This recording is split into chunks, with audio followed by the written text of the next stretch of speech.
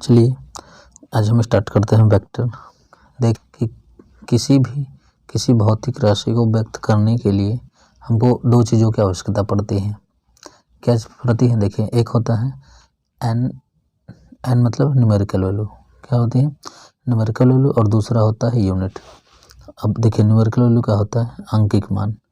अंकिक मान हम बोलते हैं परिमाण को, और मात्रक आप जानते हैं, मात्रक जैसे किलोग्राम होता है, मीटर होता है, ये मात्रक होता है। तो किसी भी भौतिक राशि को व्यक्त करने के लिए हमको दो चीज़ों की आवश्यकता पड़ती है। पहला होता है न्यूमेरिकल वैल्यू और दूसरा होता है यूनिट। अब देखिए, न्यूमेरिकल वैल्यू को हम बोलते हैं अंकिक मान या परिमाण। अब देखिए, जिस भी राशि में हमको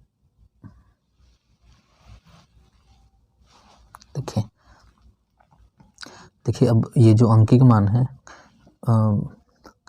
जिस राशि को व्यक्त करने के लिए हमको केवल परिमाण यानी कि अंकिक मान की जरूरत होगी, वह अदिश राशि कहलाएगा। जैसे देखिए, यहाँ पर मैं लिख दिया हूँ, जिस भौतिक राशि में केवल परिमाण यानी कि अंकिक मान होती है, इसमें दिशा नहीं होती है, अदिश राशि कहते हैं। देखिए, अदिश राशि क्या होता है? जिनमें केवल अंकिक मान होता है और उसमें दिशा नहीं होता है, वह क्या कहलाएगा? अदिश राशि। जैसे मैं लिख करके दिखाता हूँ। जैसे देखिए, हम क्या कर देते हैं, हम यहाँ पर लिख देते हैं, हम यहाँ पर मान लीजिए लिख दिए 5 किलोग्राम। देखिए, 5 किलोग्राम हम यहाँ पर लिख दिए, तो यहाँ पर ये जो 5 है, ये जो 5 है, इस 5 को हम बोलते हैं अंकिक मान, और यही होता है परिमाण। इसको क्या बोलते हैं? अंकिक मान। किलोग्राम यहाँ पर क्या है? किलोग्राम यहाँ पर है यूनिट यानी कि मात्रक है।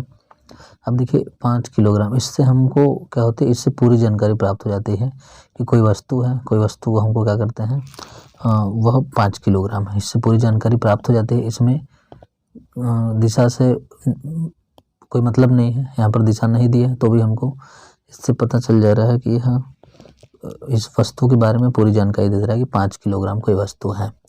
तो यह क्या होगा? 5 किलोग्राम होगा आपका अदिश राशि। देखिए, उदाहरण के रूप में क्या क्या होता है अदिश राशि, यहाँ पे हम लिखे हैं, द्रव्यमान, दूरी, समय, आयतन, घनत्व, दाब, कार्य, ऊर्जा, शक्ति, आवेश, विद्युत धारा, ताप, विशिष्ट ऊष्मा आदि क्या होता है? अदिश राशि होता है। ठीक है। अब देखिए, ये जो अदिश राशि होता है, अदिश राशि को जोड़ना, अदिश राशि का जोड़, देखिए इधर, अदिश राशि को जोड़ना, घटाना, गुणा भाग साधारण गणित की सहायता से किया जा सकता है। जो अदिश राशि होता है उसका जोड़, घटाव, गुणा भाग, उसको क्या होगा? साधारण, जो सिंपली हम जैसे गुणा भाग करते हैं, गुणा भाग जोड़ घटाना, उसी तरीके से हम अदिश राशि का भी कर सकते हैं। अब चलिए, हमको मेनली इस चैप्टर में पढ़ना है वेक्टर यानी कि सदिश राशि पढ़ना है। चलिए देखते हैं सदिश राशि। देखिए, सदिश राशि क्या होगा? सदिश राशि में हमको अंकिक मान यानी परिमाण के साथ साथ दिशा भी दिया होता है। परिमाण और दिशा यानी कुछ ऐसी राशियाँ होती हैं जिनमें परिमाण और दिशा दोनों होता है, वह सदिश राशि होती है। देखिए, सदिश राशि होने के लिए क्या क्या चाहिए हमको? उसमें अंकिक मान यानी कि परिमाण होना चाहिए सदिश राशि में, और क्या होना चाहिए? दिशा होना चाहिए। तो सदिश राशि में परिमाण के साथ साथ दिशा होगा, तब वो कहलाएगा सदिश राशि। अब इसके बाद एक बहुत ही नेसेसरी यानी कि बहुत ही आवश्यक ये है कि अगर वह राशि सदिश राशि तभी होगा जबकि वह योग के नियम का क्या करती हो? पालन करती हो। योग के सदिश नियम का पालन करती हो। देखिए, मैं हाईलाइट कर देता हूँ इसको। देखिए, यहाँ पर मैं लिखा हूँ, ये है ना, यहाँ देखिए, योग के सदिश, यहाँ पर मैं इसको हाईलाइट कर दिया। देखिए, यहाँ पर है ना, योग के सदिश नियम का क्या करती हो? पालन करती हो, तब यह कहलाएगा कि यह वह राशि सदिश राशि है। अच्छा, एक बात और कि सदिश राशि के पास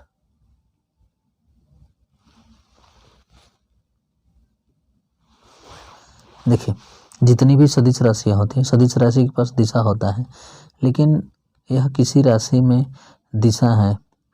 देखिए, सदिश राशि में दिशा तो होता है, लेकिन यदि मान लीजिए कोई राशि यहाँ पर मैं गलत लिख दिया हूँ, यहाँ पर होना चाहिए यदि, क्या होना चाहिए,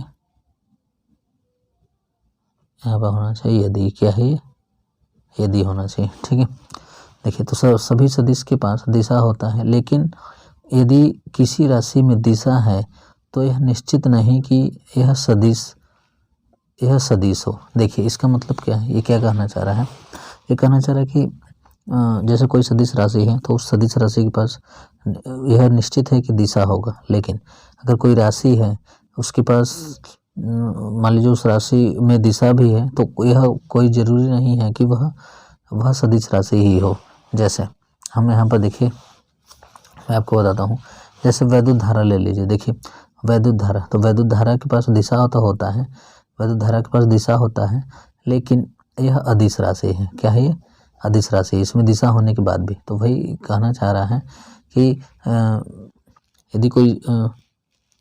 यदि किसी राशि के पास दिशा है तो यह जरूरी नहीं है कि वह सदिश राशि हो।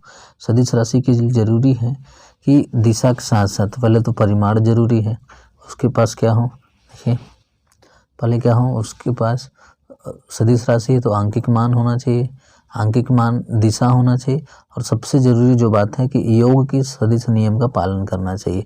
अब यहाँ पर जो मैं आपको बताया कि जो वैद्युत धारा है, वैद्युत धारा के पास दिशा होता है लेकिन यह अदिश राशि है, क्योंकि यह योग के सदिश नियम का पालन नहीं करता है। जैसे यहाँ